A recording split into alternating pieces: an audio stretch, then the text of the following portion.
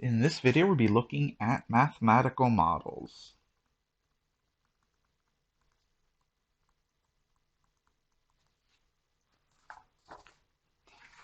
So when we're dealing with real-world problems,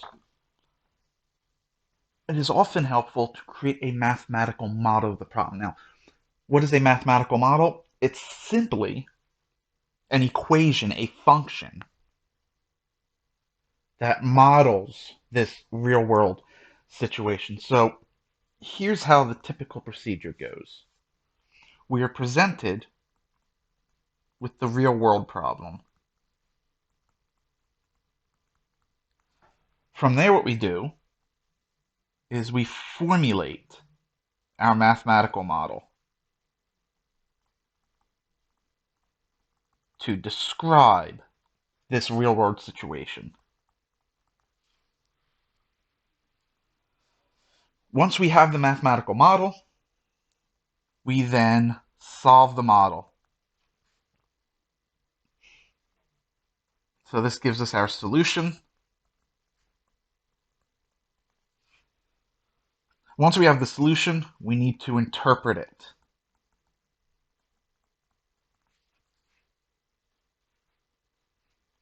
Interpreting it will give us our solution to the problem. Then we test that solution. And by that, does the solution make sense in context of this real-world problem? So this is a standard procedure for solving real-world problems using mathematical models. Before we really get going into our delve of mathematical models, we're going to need some terminology.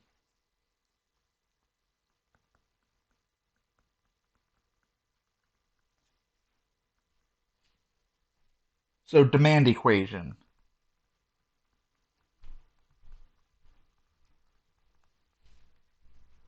A demand equation expresses the relationship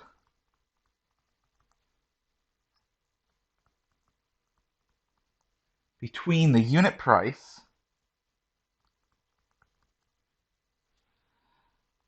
and the quantity demanded.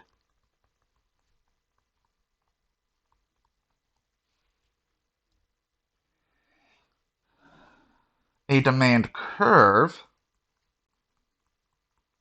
is simply the graph of the demand equation.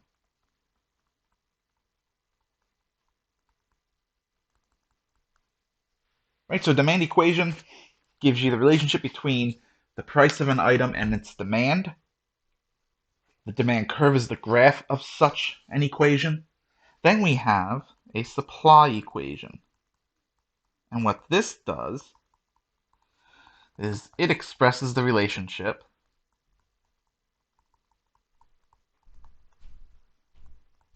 between the price and the quantity supplied.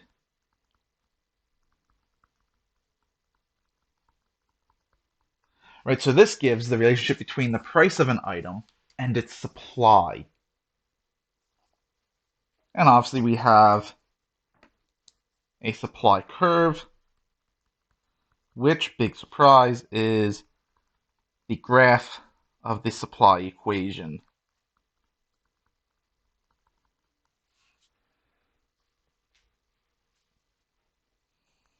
Finally, we have the idea of market equilibrium.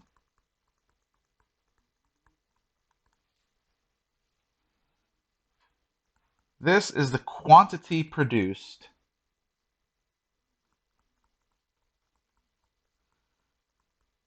equal to quantity demanded.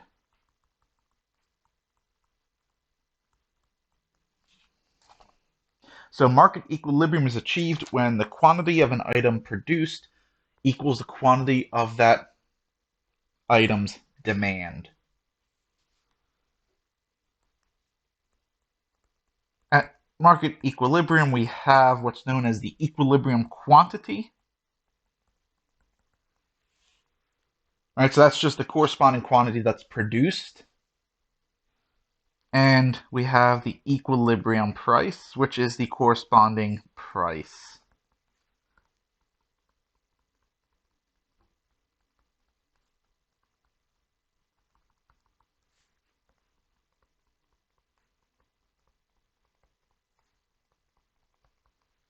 Right, so market equilibrium is found by setting the demand equation equal to the supply equation and solving for x. That x value gives you the equilibrium quantity. You can then plug that into either demand or supply, and that'll give you the equilibrium price. Let's now look at the idea of compound interest.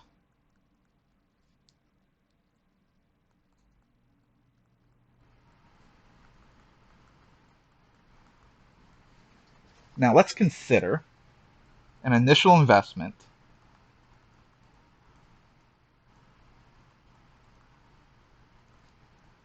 of P naught in an account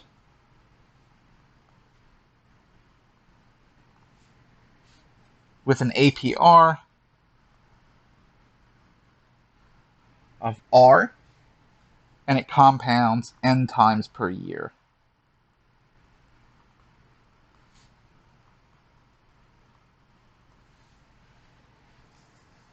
Right, so the APR is just the interest rate.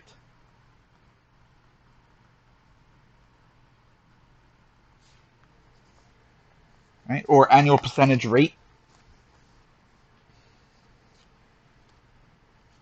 So after the first compounding period,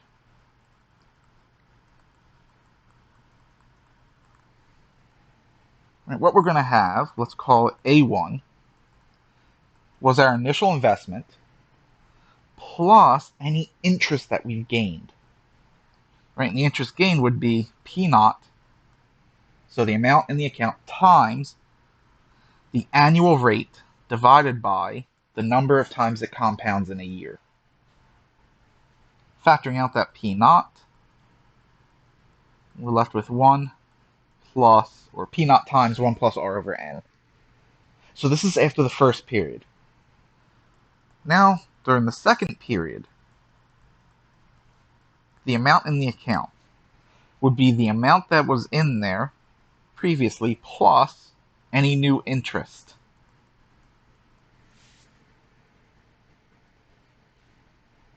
And now again, using the same argument, that would be A1 times 1 plus R over N. However, A1 is given up here.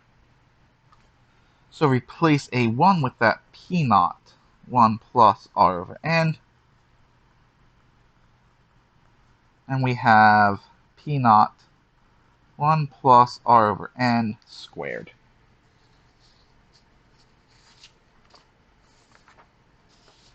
After the third period, the amount we have, call it A3, would be the amount in there previously plus any interest earned. So A2 times 1 plus R over N, but A2 was P naught times 1 plus R over N squared. So now we have P naught times 1 plus R over N all cubed. And this pattern continues until we have our nth and final compounding period of the year. Let's call that A, and that will be P naught times 1 plus R over N to the nth power. Right, so this represents the amount after 1 year.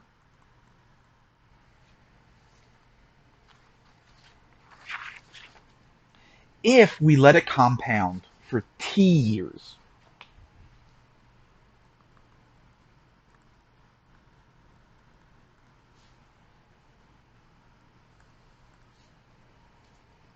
right, the second year it's going to follow this exact same procedure. Third year, with your so on and so forth. So it's going to be this value times T. I'm sorry, it's going to be this value multiplied t times.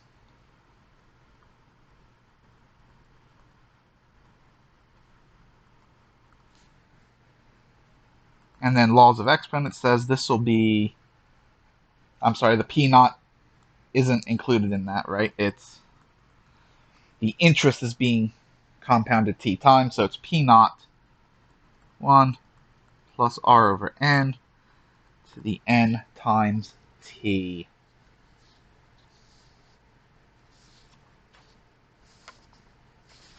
This is known as our compound interest formula.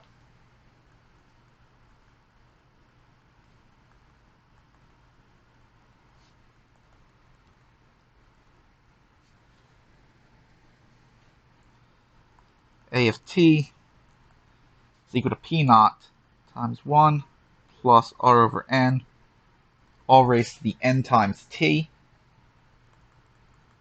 A of t is the account value after t years.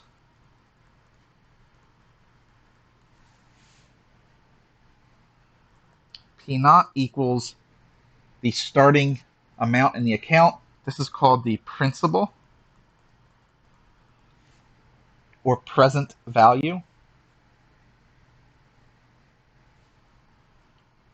R is the interest rate,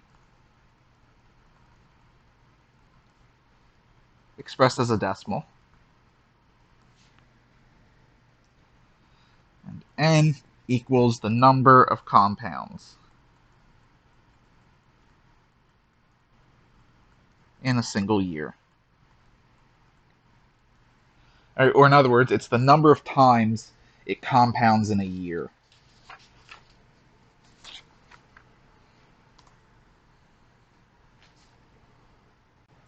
Now, the idea of compound interest is with each compounding period, you're not only gaining interest on your principal, but you're also gaining interest on any interest you have accumulated previously. So in a single year, let's say the interest rate is 8%, and it compounds 5 times in that year, let's say. The actual interest you gained will not equal that 5% because you're gaining interest on the interest. So this is known as an effective rate,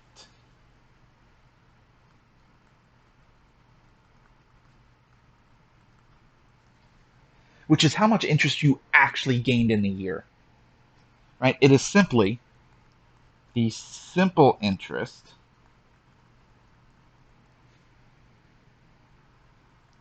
that would be produced, I should say simple interest rate, that would be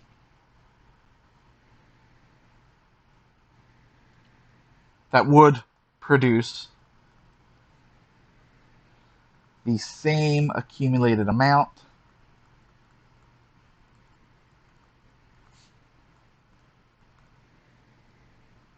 in 1 year as the APR,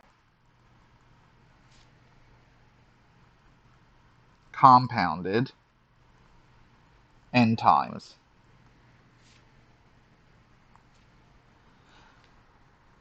Effective rate is also sometimes called APY, the annual percentage yield. Right? So it's how much you actually get. So how can we calculate effective rate? Let's consider an initial investment, P. Let's write it this way. Initial investment, P.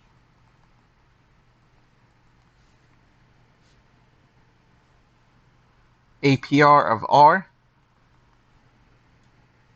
and compounds n times.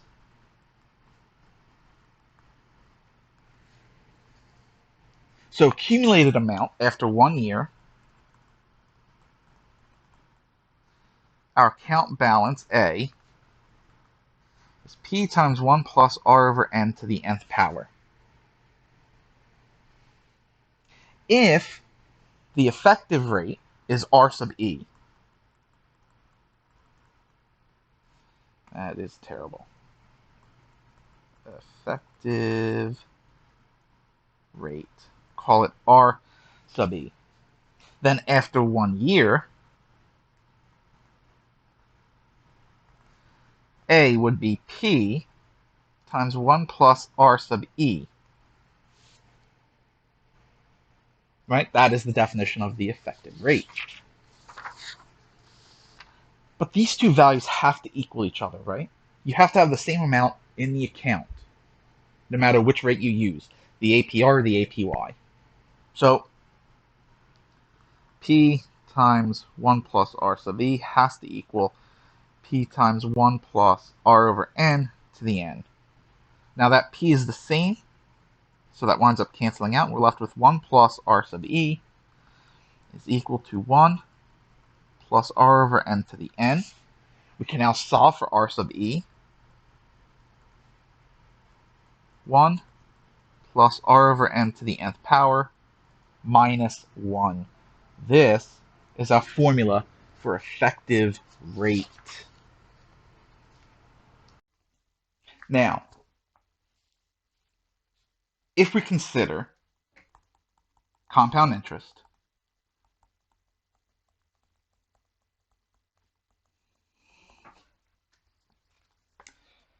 and let the number of compounds increase without bounds. So we're just going to let it keep getting larger and larger and larger. The number of times that we're compounding in a year. We get what's known as continuous compounding. And we find that this formula here will wind up going to this value. P naught E to the RT. So to fully understand this, we need the concept of a limit, which we do not yet have. We will revisit this at a later date. So our continuous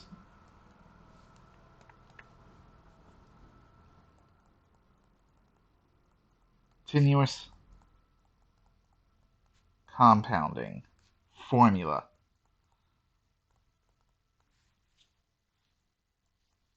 is A of t equals P naught E to the RT. All the values are the same. A of t is the account value, P is the principal,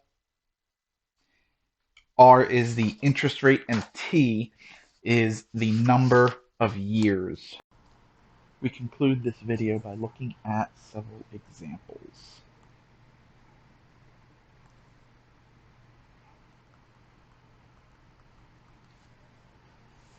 And so we have this problem here. So we have a demand function, P sub D given here. We have a supply function, P sub S given here. Where P is measured in dollars, X is measured in units of 1,000. We are asked to find the equilibrium quantity and price. So remember, market equilibrium occurs when P sub D, that is the demand, is equal to the supply. So we want to solve this equation for X. That is, we're solving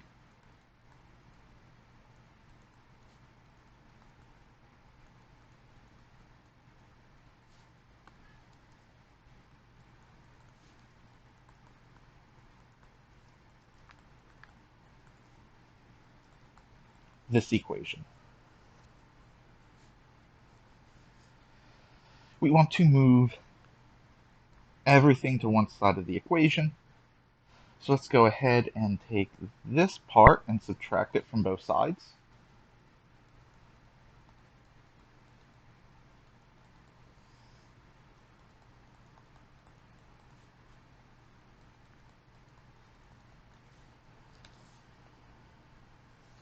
Now, since we have a leading term that is negative, let's go ahead and multiply through by -1.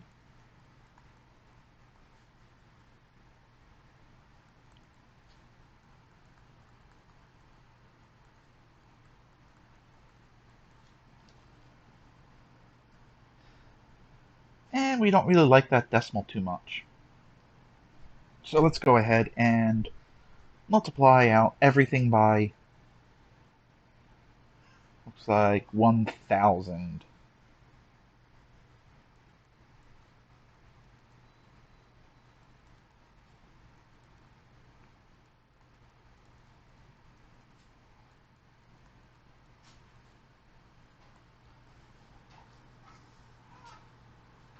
If we now divide everything by 5, we'll be left with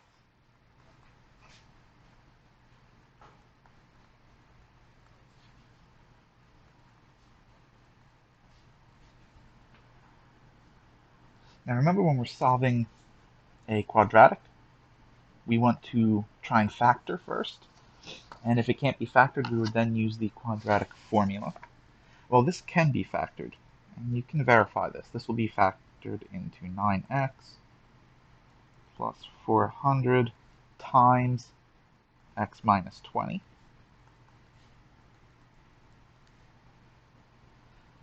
Right, and then the zero property says that the only way for this product to be 0 is for at least one of these terms to be 0. So we can then write out that x is either negative 400 over 9 or x is 20. However, since x is representing the number of headsets that's being produced, it cannot be negative. That is, we actually cannot take this answer here. So we accept x equals 20 as our only answer. So equilibrium quantity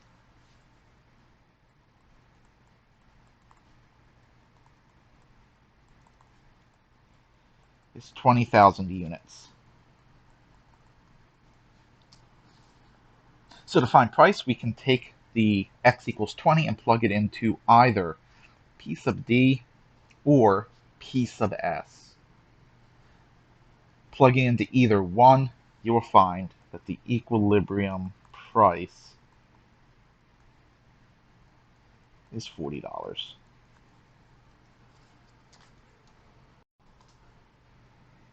Let's look at this example next. So we're told that we're going to have 3,000 yards of fencing with which to enclose a rectangular piece of grazing land along the straight portion of a river. Obviously, fencing will not be required along the river. We're going to let x denote the width, and we want to find a function f in x that gives the area of the grazing land if all of the fencing is to be used. All right, so let's try and look at a diagram first. So let's say here is the straight part of our river.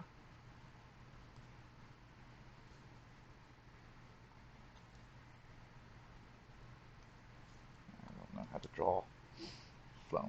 We'll do it this way. This represents the flow of water. All right, so there's our river. We need to build fencing this way. Right, so we're not going to need any fencing along this river here. So we'll have this as a rectangular fencing area. So x is denoting the width. So that would be right there. Y would denote the length. And then, of course, we're going to need an x here too. And we don't need to worry about this piece here because we're not putting fencing there.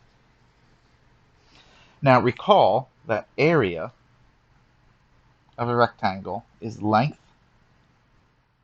times width.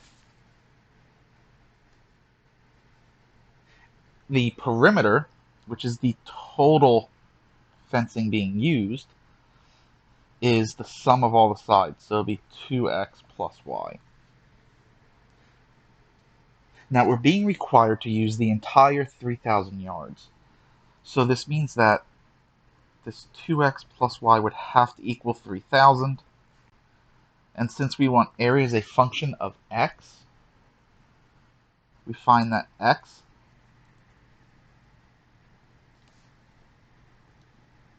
or I'm sorry, we want to solve for y in terms of x. So we find that y is 3,000 minus that 2x. Therefore, we conclude that area, which is a function strictly of x, will be that 3,000 minus 2x times x. That's 3,000x minus 2x squared. Now we have to determine domain. So, since x and y are measuring lengths, we know that x has to be larger than 0, or at least 0, and y has to be at least 0. However, we also have that y is 3,000 minus 2x. This would mean that the 3,000 minus 2x would have to be at least 0. If you solve this inequality for x, we find that x has to be less than 1,500. Thus, our area function would be 3,000x minus 2x squared for 0 less than or equal to x less than or equal to 1,500. Now look at our third example.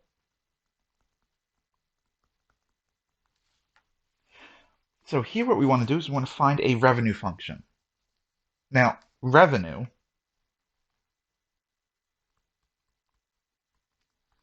is price per unit times number of units sold. Now we're being told to let x denote the number of passengers above 200. So the total number of passengers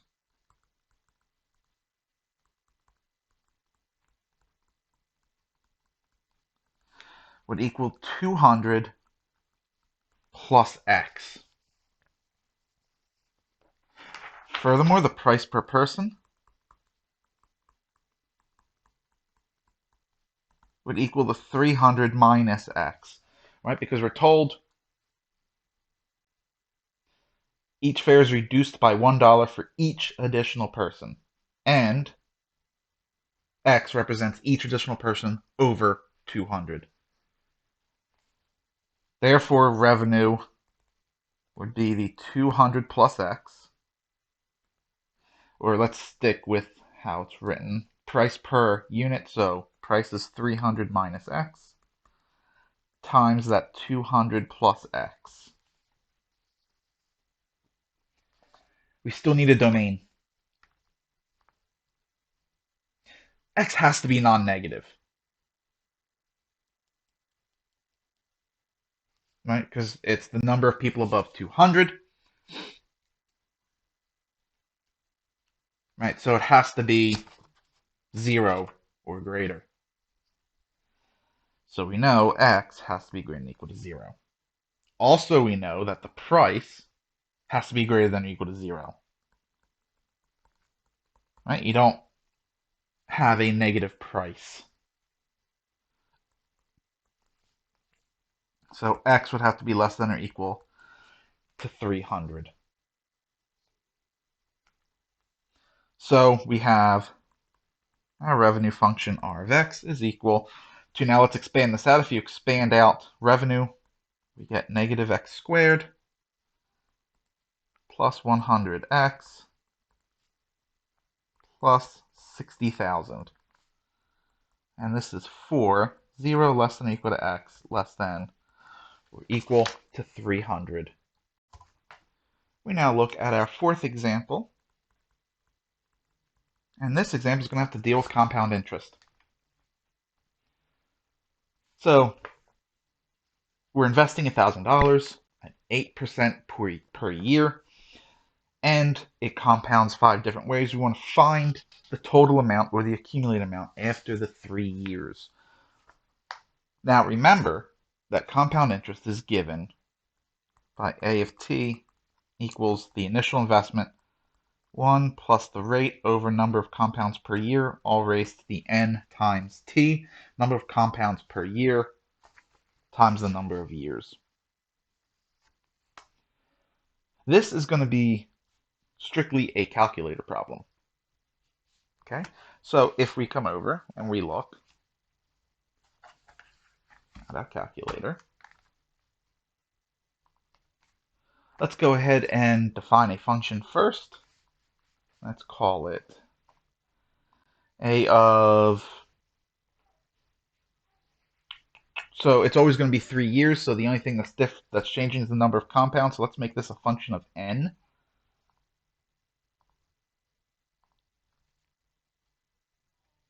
Right, so it was initial investment, 1,000, times 1 plus the rate, which was 8%, divided by number of compounds per year, which is n, all raised to the n times t. T is 3, so it'll be 3 times n. And let's go ahead and define that. Now we can look at each of the compounds. So first, annually. Well, annually would mean that n is equal to 1. So we want a of 1. So we would have $1,259.71 if it's compounded annually after 3 years. Next up, we wanted semi-annually. That means twice a year. That would be a of 2.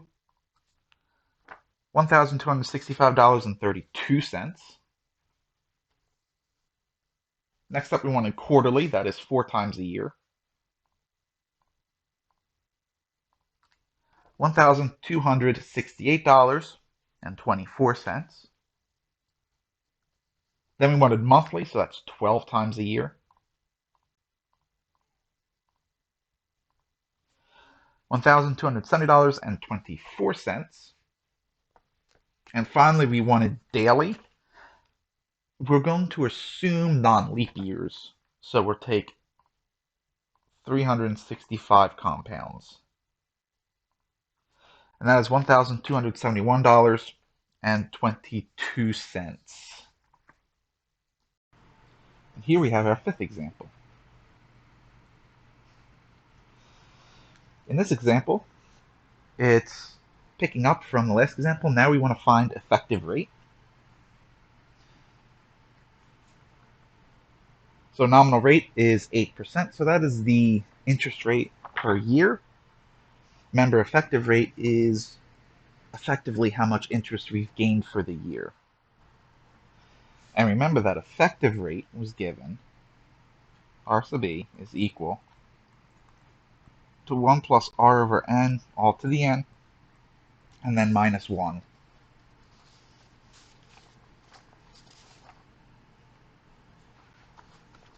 Now again, I am going to use strictly a calculator. So let's go ahead, take a look. Let's define a function. Let's call RE. Well, let's actually call it ER for effective rate. And again, this is going to strictly be a function of n, the number of times it compounds per year. Okay, this will then be defined 1 plus rate was 0.08 divided by n, all raised to the n, minus 1.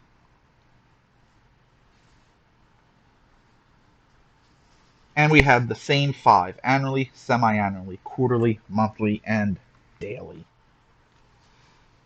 And what I'll do is I'll actually come up, I'll change this formula a little bit. Let's close parentheses, so let's put all that around parentheses. Let's actually multiply that by 100 so we can get a percentage and redefine it. There we go.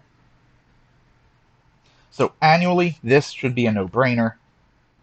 ER of 1. If we're only compounding annually, it should be the same as the nominal rate, and it is 8%. If it now compounds semi-annually,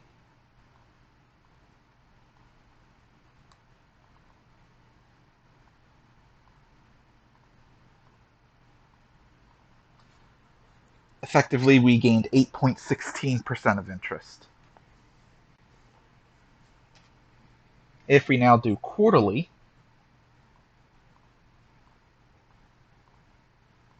we have effectively gained 8.24% interest, or 8.243% interest. Monthly,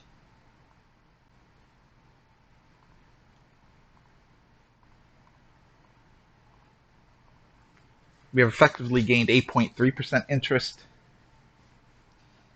And daily, again, we're going to assume non-leap years, so 365 days, and effectively had an interest of 8.328%. Here we have our sixth example.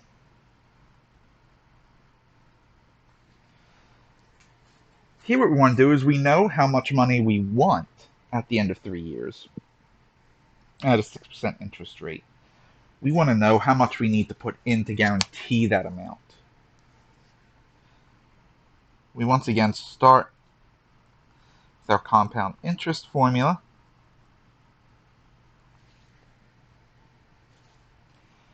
And since we want to know how much to put in, let's solve for P.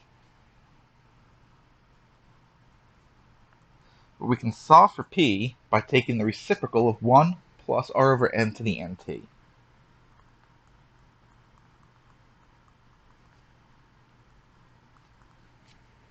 Right, so this would be our formula to determine how much we need to deposit into an account to be guaranteed a specific amount after a specific period of time with a specified interest rate and compounding period. Here we're told it's going to compound monthly. We know it's 3 years. We want the total amount to be $20,000 at an interest rate of 6%. So P would equal 20,000. 1 plus 0.06 over the 12, all raised to the negative 12 times 3, which is negative 36. If we take a look,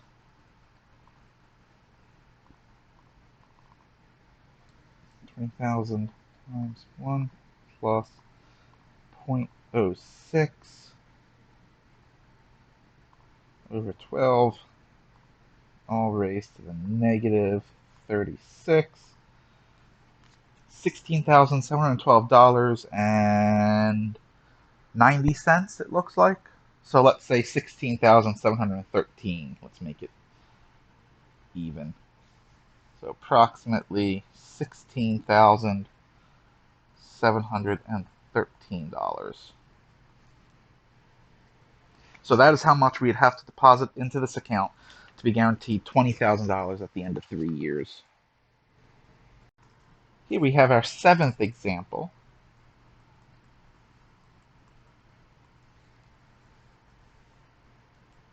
We're once again trying to find total account value after 3 years at 8% interest if $1,000 is invested.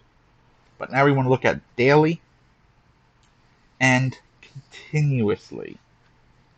Now, if I remember correctly, we already did daily.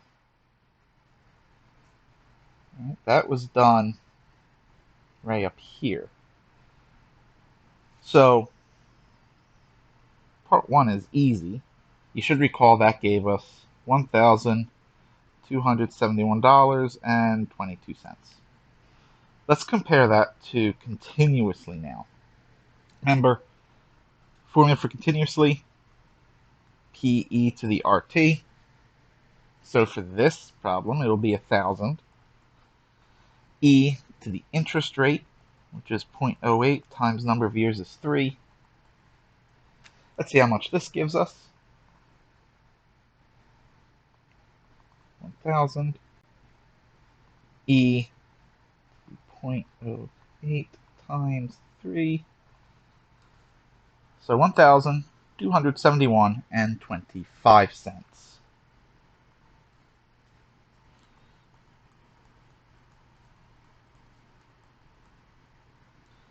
So there is a slight difference between daily and continuously, but it's not that big of a difference, at least for this value, with an initial investment of $1,000.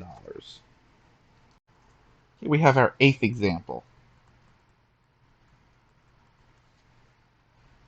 Here we want to determine how long it'll take an initial investment to grow to a specified amount. In this case, how long will it take $10,000 to grow to $15,000 in an account that earns 6% per year that compounds quarterly? Now again, we want to start with our formula. Now we're trying to solve for t. So the first thing we want to do is divide by p.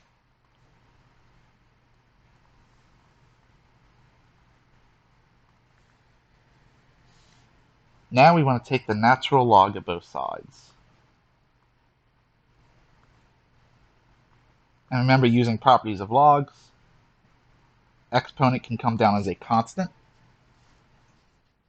We now divide by that log of 1 plus r over n.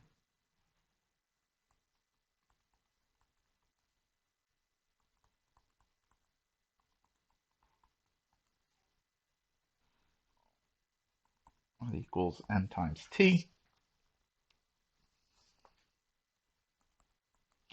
And so t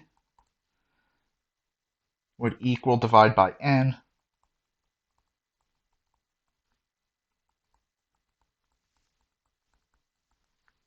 So we could have that, or we could write it this way. Log of a minus log of p all over log of 1 plus r over n to the n. Right, so either of these formulas would work. We can now plug in all the values we want. A is 15,000. P is 10,000.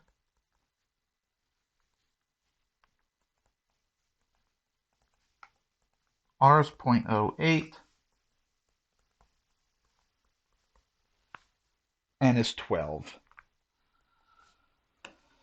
Now let's see what we get.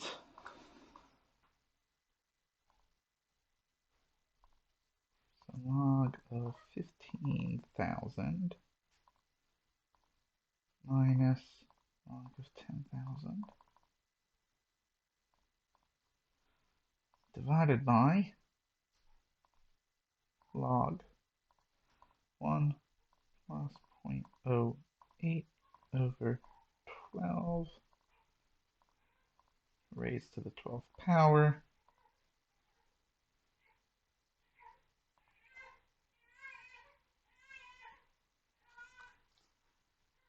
Oh dear. I apologize. It was supposed to be 6%, wasn't it? Not 8%. So this needs to change here to 0.06. Come back up here. Change this to 0.06 instead. Hit enter.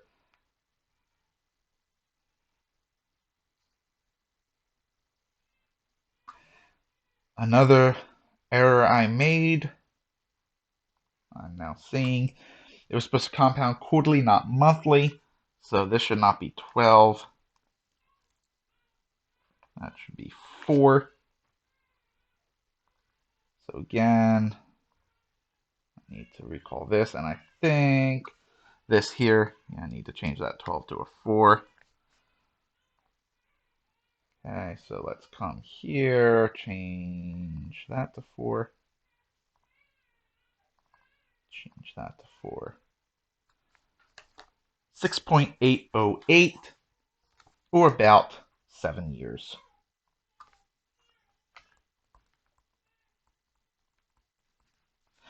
So what this says is it'll take about 7 years in this account for 10,000 to grow to 15,000. In this, our 9th and final example for the video, we wish to determine interest rate needed. So we want $10,000 to grow to 18,000 in 10 years. Compounded monthly, we need to determine what the interest rate of our account should be. Once again, let's start with our formula. Now we want to solve for R. So again, start by dividing by P.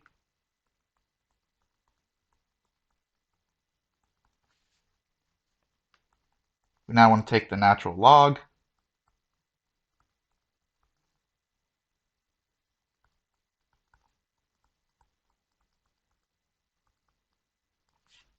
We now divide by that n times t.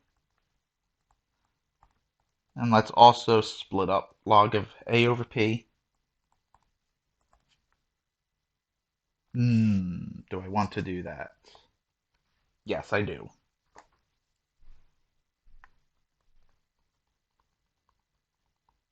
We're now going to take both sides as powers of e.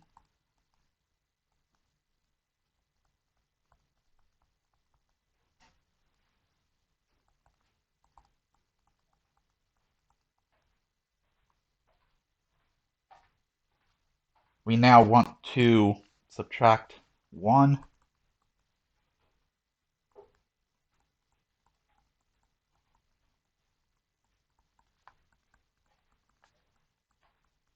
And multiply by n.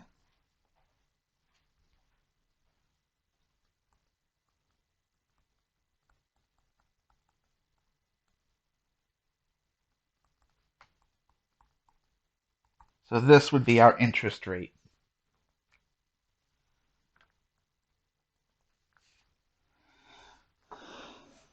And remember, that's going to be a decimal. So what we're going to do is we're going to wind up multiplying everything by 100.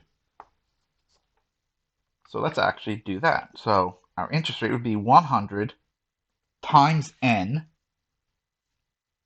So it's compounding monthly, so that'd be 12. E, ln of a, we want $18,000 minus the initial log of the initial investment, which is 10,000, over n times t, that's 12 times 10, all minus 1, like so. All right, let's plug this into a calculator. So 100 times 12 times e to the ln of 18,000 minus ln of 10,000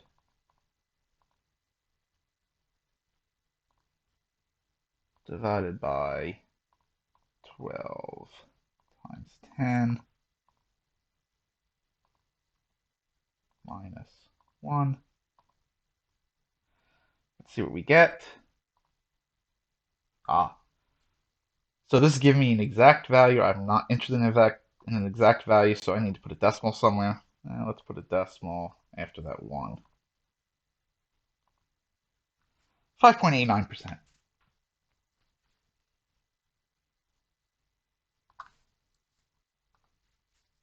So about 5.89%. So this is saying that we want to try and find an account that has an interest rate of 5.89% per year. All right, so that will conclude this video on mathematical models. In the next video, we will look at something new, something that's not been seen before. We're going to discuss the idea of a limit.